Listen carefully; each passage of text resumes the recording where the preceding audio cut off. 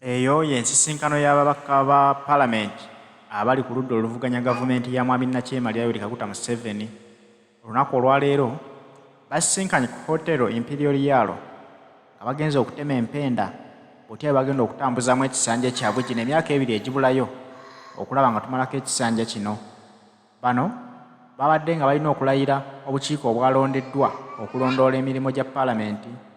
Era olunaku olwaleero balayiziddwa Ssenyonyi y'abadde omugenyi omukulu nga leader of opposition okubeerawo nga abantu bagenda okukwasaganya nabo emirimu gy'okulondoola emirimu gy'obukiiko bwa Paalamenti bakuba ebirayiro byabwe.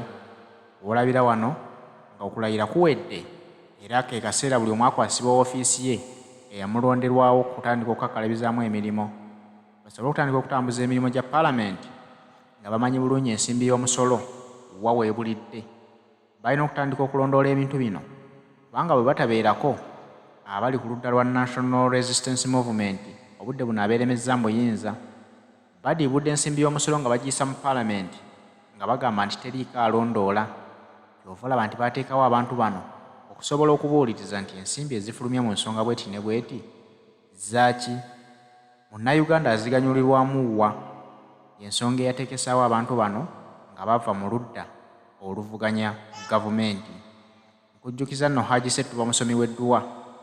Haji Ssettuba oyo abantu bakyusirizza obulamu bwabwe bangi ddala. Ayita mu kusoma busomi dduwa ze naye ate ne ziwonya.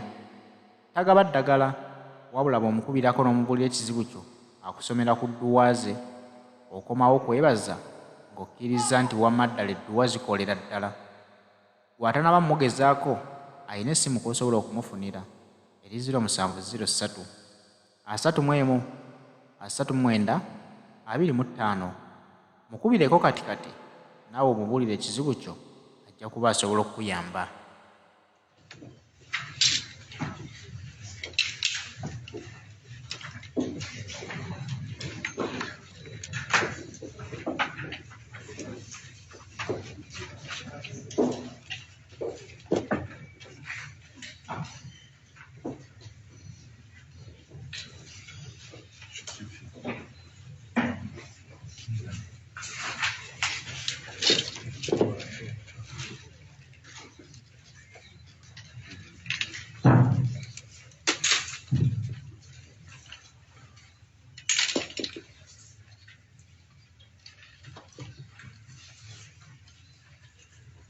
Honourable Members of Parliament, Director and Staff of the Office of the Leader of the Opposition, distinguished guests, members of the press, ladies and gentlemen, good morning. I would like to firstly draw your attention to a pillar that is often regarded as the heartbeat of our nation. And that's the preamble of our Constitution, the Constitution of the Republic of Uganda. In these few lines, we find a profound reflection of our history and poignant expression of the desired state envisioned by the framers of our country's Constitution. Jurists across the world concur that if any provision can be called the polestar of the Constitution, then it is the preamble. The preamble sets the base for not only the rule of law, but also the development agenda of our country. The preamble begins with the words, "We, the people of Uganda," recording our history, which has been characterized by political and constitutional instability. These opening words immediately acknowledge the historical context from which our nation emerged. They recognize the trials and tribulations of our past, marked by political and constitutional challenges that have shaped the very fabric of Uganda. As we reflect on our history, we understand that Uganda has experienced moments of turbulence and uncertainty. The framers of our Constitution were acutely aware of the need to address and rectify the issues that have hindered the progress and stability of our nation. The preamble serves as a testament to their commitment to learning from the past and forging a new path forward. The next segment of the preamble declares, desiring to secure for ourselves and our posterity a stable and peaceful environment. These words articulate a clear vision for the future, a future characterized by stability and peace. This is a powerful statement of intent, reflecting the framers' aspiration to break free from the shackles and instability and create an environment where both the current and future generations can thrive. What lessons do we draw from these fundamental recitals, honorable colleagues? To me, the resilience of the people of Uganda stands as a testament to the enduring spirit in the face of adversity. For too long, our nation has grappled with heavy burdens of human rights abuses, political oppression, and economic mismanagement, perpetuated by authoritarian leadership. These afflictions have cast a shadow of uncertainty over the future of our beloved country, inflicting untold suffering upon the citizens. Shamelessly, these atrocities have continued resurging over time and regimes to date. As the opposition in Parliament, we emerge as beacons of change, steadfast in our commitment to chart a new course for our country, Uganda. Our mission is clear: to champion transparency and accountability through the invocation of parliamentary and constitutional mechanisms, holding the government accountable for its actions and inactions. It is imperative that we usher in a paradigm shift in our policy framework, setting the stage for progress and prosperity. Over the next 2.5 years, our agenda is a resolute one: to combat the pervasive forces of corruption, to draw attention to the shortcomings in service delivery, and to advocate for the sanctity of the rule of law and respect for human rights. Let me re-say that. Over the next 2.5 years, our agenda is a resolute one: to combat the pervasive forces of corruption. Number 2, to draw attention to the shortcomings in service delivery and to advocate for the sanctity of the rule of law and respect for human rights. Honorable colleagues, we lose over 10 trillion shillings annually to corruption. According to the Ministry of Health, the cost of constructing and equipping a health center is about 13 billion shillings. Now, this 10 trillion shillings can construct and equip 769 health centers annually. But sadly, all of this is stolen by thieves in our country. Those who are educated, they speak good English, they dress smartly, and appear to have the country at heart. Yet the reality is that they are thieves.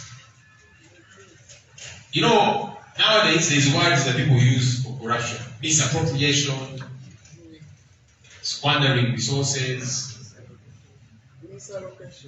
things like misallocation, words that don't bring out the real element of what this is. These people are thieves, and it's important to call them what they are.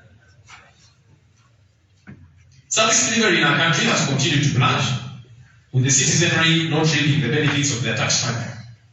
From healthcare to education to other sectors of the economy, there's a paucity of service delivery. Health workers are poorly remunerated. No wonder they seek employment elsewhere. When Ugandans travel across the world for treatment, some of the doctors they meet in Kenya, in South Africa, in the UK, are actually Ugandan doctors. They have run away from here because we don't value them. Teachers are complaining about their salary disparities. The science teacher today earns about 4 million shillings, the arts teacher about 1 million shillings. They do the same work, sit in the same staff room, and we think it's okay. It's not okay. If we are serious about bolstering sciences, build laboratories. It doesn't make sense for you to segregatively pay science teachers a particular amount of money, but they are not equipped with what to use with the tools. Students meet test tubes, burettes, and all these other equipment, some of them for the first time, in their final examination room. But we are making a lot of noise about sciences. We need to put our money where our mouth is. Men and women in uniform live in deplorable conditions, in addition to poor pay. Police, the lowest ranking police officer earns about 395,000 shillings. When you go to the army, just about the same amount, 400,000 shillings. It's also similar for prisons officers. How? How do we expect them to take care of the families, take them to school, and serve the nation at the same time? When you go where they live, you shudder. Even refugees live better. And somehow, we imagine it's not a big deal. It is a big deal. It's even more problematic for folks in police who are brought to mandatory serve with a circle called Exodus Circle. They serve by force. But when the time reaches for them to access their money, it is complicated. And if they cannot speak out, because disciplinary action will be taken against them. Honorable colleagues, these and other Ugandans deserve better. Let's unequivocally amplify their plight. Disregard for the rule of law and human rights violations have become commonplace under this regime. From missing persons like John Bosco Chibalama and several others like him, to those unfairly detained for lengthy durations, like Olivia Rutaya and others like her, to torture victims, all of whose only crime, colleagues, is that they don't support the current establishment. As representatives of the people, we should and we shall be their voice on these matters. They're counting on us, honorable colleagues. They're counting on you and me to be their voice. Let us not let them down. We stand in solidarity with the Ugandan citizenry voicing their grievances, including the scourge of illegal land evictions and the unlawful occupation of land. Together, let us embark on this journey towards a brighter and more meaningful tomorrow for Uganda, where justice prevails, where all rights are safeguarded, and where the promise of a better future becomes a reality. United in purpose, we shall overcome the challenges that lie ahead, forging a path towards a nation where the aspirations of its people are realized and celebrated. Colleagues, we have taken both. Firstly, we took oath of office as members of Parliament. And now, as shadow cabinet ministers, we have taken oath. I appeal to us by the mercy of God. Let's adhere to this oath. Because the oath we have taken is not just us paying allegiance to the Constitution of Uganda, but to the people of Uganda, who expect us to be their voice regarding the issues that are of concern to them. Let's remain steadfast. May they see themselves in us as leaders, in what we do, in what we say, in how we operate. May they not see us as part of the problem. May they see us as part of the solution. As leaders who care about them, leaders who are concerned about the quandaries that they grapple with on a daily basis. May we be their voice, that unequivocal voice. And by the way, colleagues, as we do this, we'll face numerous challenges. Numerous challenges. But they are not insurmountable. And as we keep doing what we ought to do, we will keep triumphing over the odds that are against us. And there are many ahead of us. Some have already started. And in some cases, even in a petty form. The other day, we went for an oversight tour of the roads in Kampala. Roads that are in such bad shape. Kampala generates 60% of this country's revenue. But just look at the message which it is. The roads are in a shambolic state. When we talk about these things, some people say we are political. So we said, no, we now need to go on ground and show the country what we are talking about. That is not politics, it is reality. That's why we went. And all the processes have been cleared and so on. No sooner had we got into the field than the parliamentary cars were withdrawn. Costars. Can you imagine how petty we can become? And someone thinks they will frustrate our work. No, they will not. And what we did on that day, we said, it's okay, now that the costars have been withdrawn, we'll hire ordinary taxis. So that we keep doing the work that we have got to do. And that's how we shall keep operating. No one will stand in the way of our mandate. No one.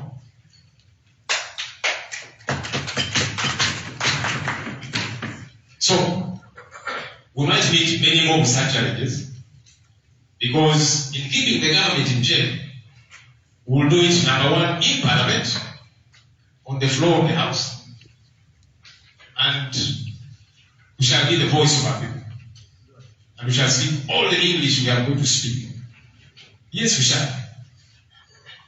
But every so often we shall take Parliament to the people. We shall go out there and keep the government in check. So we'll do it both ways. On the floor of Parliament, we shall keep them in check. But we are going to continuously go out there to the field to keep them in check there. And so we are coming. We are putting everyone on notice. Everyone that thinks they will frustrate our work, you have been put on notice. We are coming.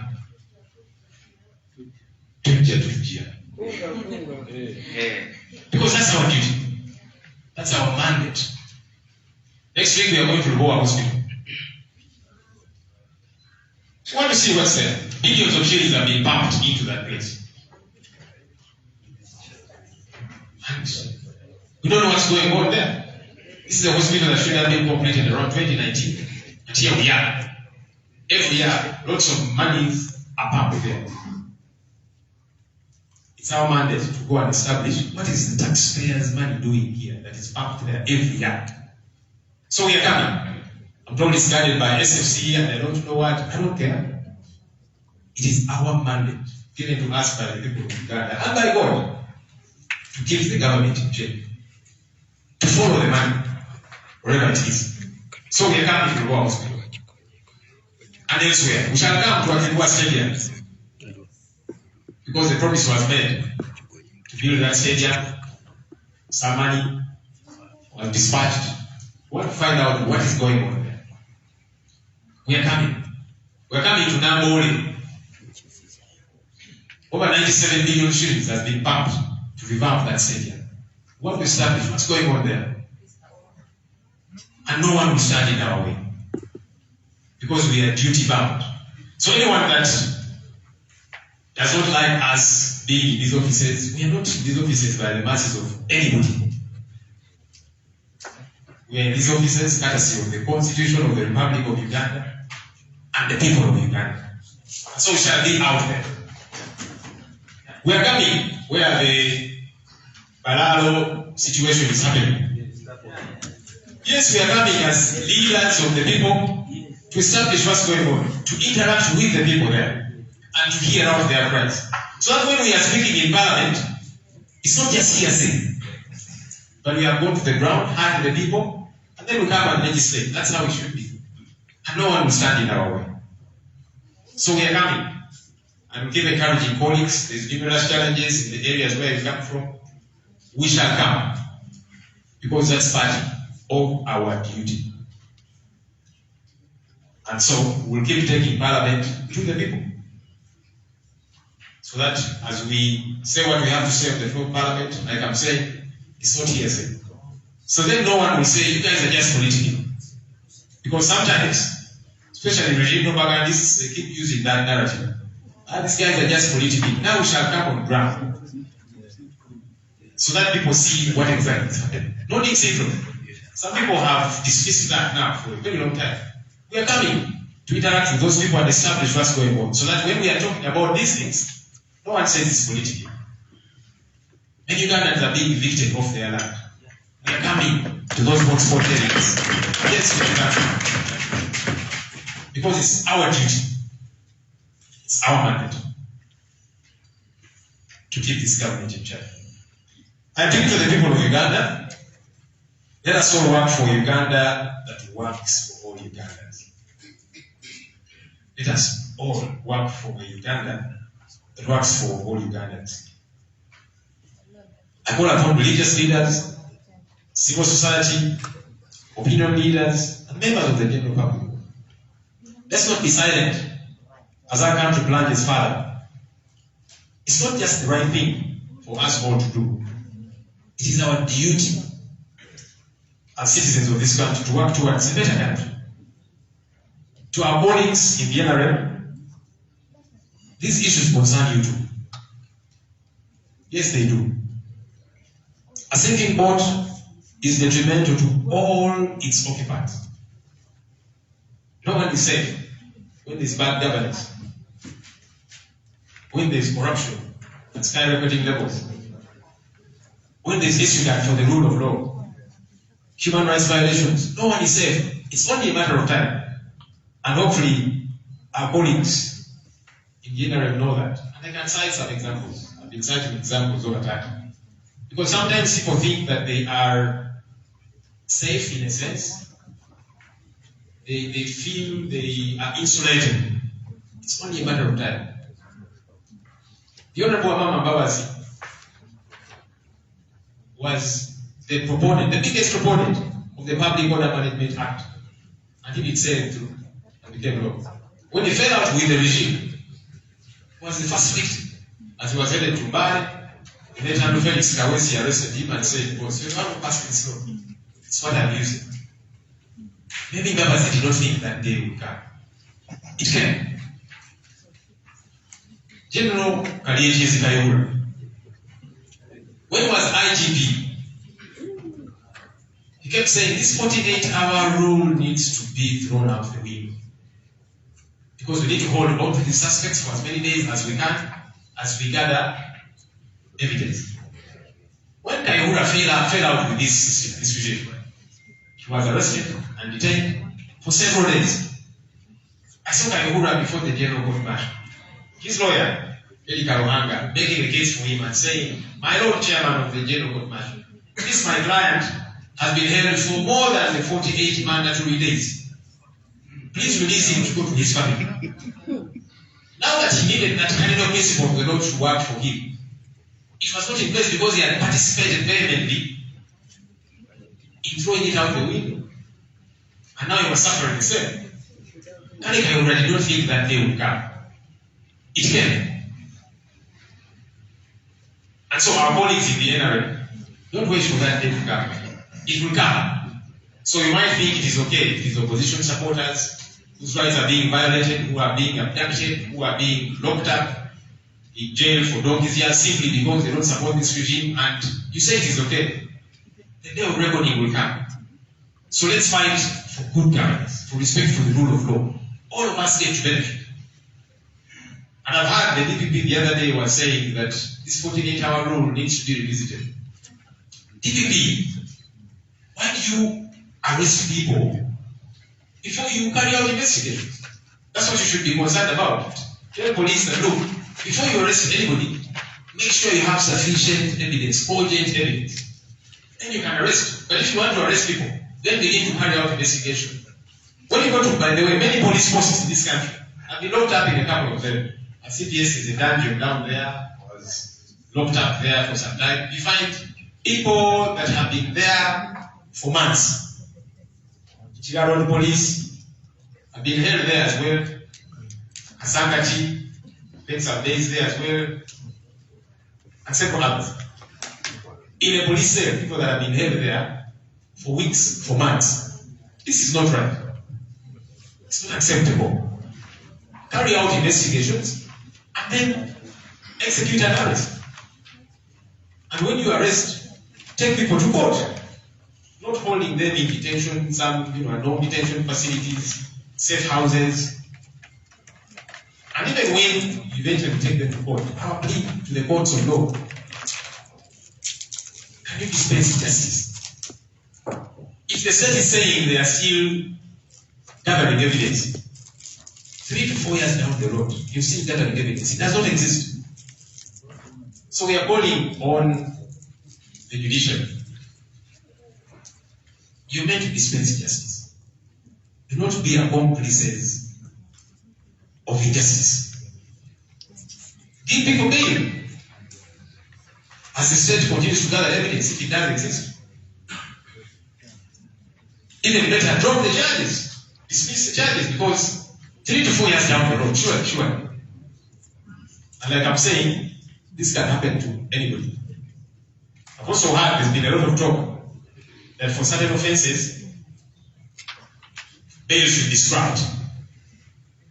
It's a cardinal principle of our Constitution, Article 28(3)(a). Any suspect is innocent until proved guilty, or until they are considered that guilty. So how do you say that for particular offenses, this one, no, don't grant them bail because it's a serious offense? Because then you are judging them guilty before the courts of law do that. Your leader of opposition, Honorable Ssenyonyi, ng'ayogera ku nsonga ze balina okukola nga bo ababaka ba paalamenti abali ku ludda oluvuganya gavumenti ya Nakyemalira. Agamba nti bakooye okwogera obwogezi, ekaseera bakolewo ku bikolwa.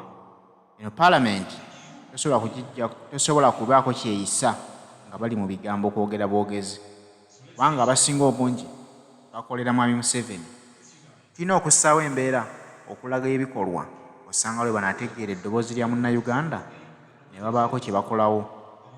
Bw'atyo olunaku olwaliwo bwalumaliriza ng'ababaka bamaze okulayira era bagenda kutandika okutuula mu ofiisi zaabwe n'okutandika obuvunaanyizibwa obwabatikkibwa.